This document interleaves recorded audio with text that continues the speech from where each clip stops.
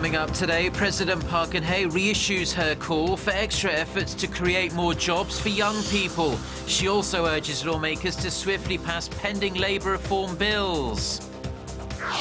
U.S. Secretary of State John Kerry says he's ready for a serious conversation with Chinese officials about North Korea's recent nuclear test when he arrives in Beijing on Wednesday.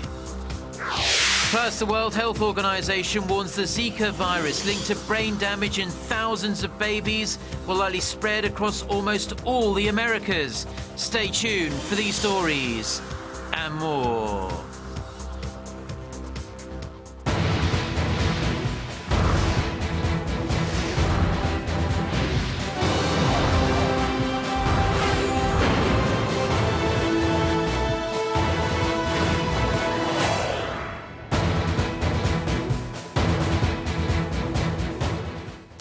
Hello to our viewers around the world. It's 6 a.m. on Tuesday, January 26th, here in Seoul. Thank you for joining us. I'm Mark Broom. Our top story this morning, President Park Geun-hye has reiterated her call on all sectors of society, including the nation's powerful trade unions, to work together to ensure there are enough decent jobs for young people. The president's comments reflect the government's frustration with Korea's stubbornly high youth unemployment rate. Song Ji-sun starts us off. Citing the umbrella labor union's boycott last week against tripartite negotiations with the government and management, President Park Geun-hye asked for joint efforts and cooperation to create new jobs for the youth. The government last Friday announced labor guidelines based on the agreement reached between labor and management in September last year. The landmark deal is aimed at making Korea's labor market more flexible by implementing the wage peak system and allowing companies to dismiss underperforming workers. Workers opposed the guidelines, with one of the two major unions going on strike on Monday. Park refuted accusations that the new norms are designed to create jobs through fair employment practices. 공정 인사 지침에 쉬운 해고는 전혀 없습니다. 오히려 기업들이 능력과 성과에 따라서 공정하게 평가를 하고 교육 훈련과 재배치 등 새로운 도전 기회를 제공하도록 기준과 절차를 제시해서 해고의 안전 장치를 만들고자 하는 것입니다. She again stressed the related labor reform bills pending at the National Assembly must be passed to ensure reforms are realized. Monday's senior president secretary's meeting was the first of this year after the initial meeting was canceled following North Korea's sudden nuke test. President Park also addressed the need to establish a regional police agency in northern Gyeonggi-do province to ease concerns of residents living close to the border in case of further provocations from the north. Song Ji-sun, Arirang News. Now, Korea's National Assembly Speaker says it's high time the nation's rival parties put their differences aside and focus on passing long-pending legislation. Jung Woo-ha stressed the current legislative paralysis is unacceptable. Ji Myung-gil tells us more. National Assembly Speaker Chung Lee-hwa once again called on lawmakers to restore normalcy and the principles of democracy to Parliament.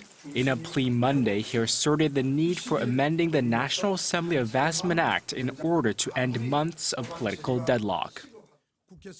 The current Assembly law has demolished the majority rule and adopted a 60% rule to pass bills. This is controversial as it can be seen as violating the Constitution. Chung has proposed dropping the 60% rule to pass bills and bringing back majority rule, which would ease the requirements for fast-tracking legislation. Under current law, deadlocked bills can be designated as so-called fast-track items and be put up for a vote if 60% or 180 lawmakers consent. He also proposed introducing deadlines for the consideration of bills by the Legislation and the Judiciary Committee, under which a bill will be automatically submitted to the plenary session after 90 days of deliberation. But Chung remained staunchly against the idea of expanding the Speaker's authority to table contentious bills requested by the ruling Saenuri Party. Legislative paralysis cannot continue on into the 20th National Assembly, but it's also a dangerous idea to give the Assembly Speaker authority to put a bill up for a vote just because lawmakers make the demand. The five-term lawmaker said the Speaker's power should be kept to a minimum at all times. The much-disputed Advancement Act was introduced back in 2012 as an effort to eradicate violent scuffles in Parliament by including compromise as part of the legislative process. Chimyeong-gil, Arirang News. Now, two former main opposition party lawmakers, Cheol-soo and Jung-bae, have reunited under a new Liberal coalition. They say they are ready to take on the ruling Saenuri Party in April's general election. Now, Shin Se-min has the details. Two minor opposition parties have merged, and a new coalition enters the rapidly changing political landscape in Korea.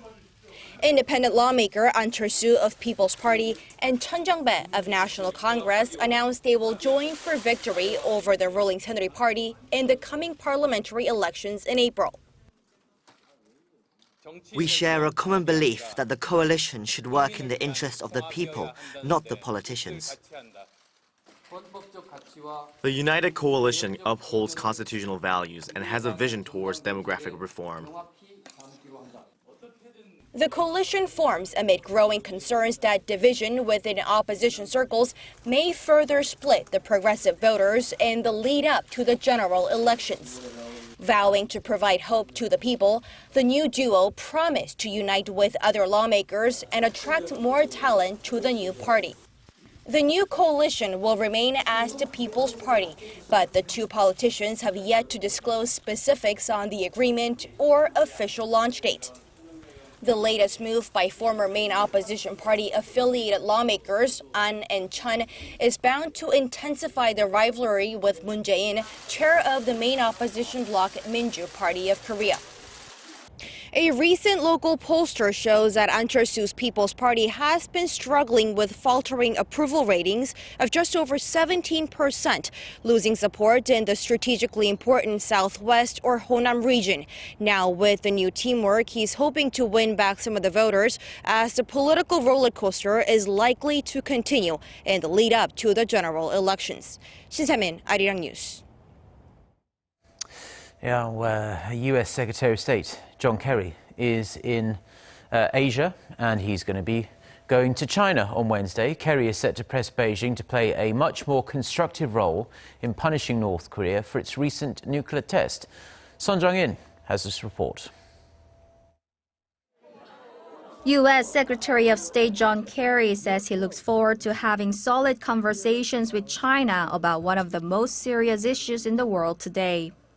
Speaking in Laos on Monday, Kerry said North Korean leader Kim Jong-un had proven himself to China and the world to have questionable judgment. Kerry declined to be more specific about what he'll be talking about with his Chinese counterparts, saying the talks should be private and he doesn't want to predetermine the discussions. Topping Kerry's agenda this week will be pressuring China to impose heavy sanctions on North Korea following its fourth nuclear test. A senior U.S. State Department official said that Kerry will make a final push to press Beijing, the North Korea's longtime ally, to join the international community's move in slapping a new set of sanctions on Pyongyang. A U.S.-led United Nations Security Council resolution is being drafted, and Washington continues to emphasize Beijing's role and power to influence Pyongyang to change its course, given their close trade and military ties. The senior official also underscored the importance of sending an unmistakable message to Kim Jong-un that his current strategy is making it difficult for China to side with the reclusive regime. The U.S. is mulling its own set of unilateral measures against the North, including penalizing third-party countries that do business with the regime, which would likely affect China as well. Son Jung-in, Arirang News. Now, South Korea's defense minister says the country needs to review the possible deployment of U.S. ballistic missile defense system to the Korean peninsula. Speaking on a local news program on Monday, Han Min-gu said South Korea should at least consider deploying Terminal High Altitude Area Defense, or THAAD, as it's otherwise known, to better defend against North Korea's growing security threats, adding that Seoul's defense capabilities are limited. Now, regarding North Korea's submarine-launched ballistic missile capability, Minister Han said Pyongyang may deploy SLBMs for combat use in about 3 to 4 years, or even earlier, if the regime musters all of its efforts. The minister added that South Korea is reinforcing its own kill chain preemptive missile destruction system and the Korea air and missile defense in preparation for any provocation from the north. South Korea has raised its cyber alert level following an influx of malicious emails presumed to have originated from North Korea. The government raised the country's cyber alert one notch from the normal blue to the cautious yellow level, urging the public to install antivirus programs and refrain from opening suspicious emails. Now, the emails claim to be from South Korean government organizations, including the Presidential Office of Jung-bae, as well as internet portal managers. The ministry says the emails could be part of organized cyber attacks following North Korea's nuclear bomb test earlier this month, citing similar attempts made by Pyongyang after its third nuclear test in 2013. South Korea's terms of trade improved significantly last year, rising at its fastest annual pace on record due to low global oil prices. The Bank of Korea says the relevant index came in at 99.97 in 2015, up more than 11% from the previous year. That marks the biggest increase since related data began being compiled in 1988. The index gauges the amount of imports a country can purchase for each unit of exports. Now, the price of Dubai crude, which Korea uses as its benchmark, tumbled to the $30 a barrel level last month, down sharply from the $50 plus level in January 2015. Now, a virus with no treatment nor any vaccine is now likely to spread throughout the Americas. The World Health Organization says the mosquito-borne Zika virus is expected to spread to all countries in North and South America except for Canada and Chile. The virus has been linked with rising cases of microcephaly, a disorder in which infants are born with smaller craniums and brains. Now, 1.5 million people in Brazil are thought to have been infected by the virus. The situation is so serious that Brazil, Colombia and El Salvador have warned women to avoid becoming pregnant for 2 years. The WHO says any women planning to travel to affected areas should see a doctor before travelling and upon return. Korea has extended its travel restriction on 6 countries and some regions in the Philippines until this summer. The Foreign Ministry says Korean nationals are prohibited from travelling to Iraq, Syria, Yemen, Libya, Afghanistan and Somalia until at least the end of July. In the Philippines, restrictions will also be in place for Mindanao's Zamboanga, Sulu, Basilan and Tawi-Tawi provinces. The ministry cited rising concerns of violence and terror threats coming from extremist groups in some of those areas. Now, travel bans for these countries and those regions of the Philippines were set to expire this month. Now, the icy temperatures we've been feeling the last several days here in Seoul had most of us staying indoors and limiting our time outside. But the city's public workers continue to get on with their jobs, whether it's blazing hot or freezing cold. Our Oh Young has their story. A team of firemen train outside in the cold, equipped with ropes and fire hoses. They're preparing for potential fires which occur rampantly during the cool, dry season. The cold is the last thing on my mind when I'm thinking about how to save a person in need. It can happen to anyone's family. For postman Hong, it's a fight against the cold every day as he delivers his parcels from house to house. He wears multiple layers and hot patches on his body to endure the bitter cold. It's really cold, but I work hard every day because the residents are very kind and give me hot drinks. They warm my heart. And in downtown Seoul, multilingual translators brave the city chills, geared up in red puffy coats, fur hats and cheery smiles as they greet tourists from all over the world, helping them make their way around town. It's cold, but it feels good when people thank us for helping them. Public workers in the capital are braving the cold to do their jobs, keep the city running smoothly, and help us weather the coldest days of the season. Oh Soo-young, Arirang News.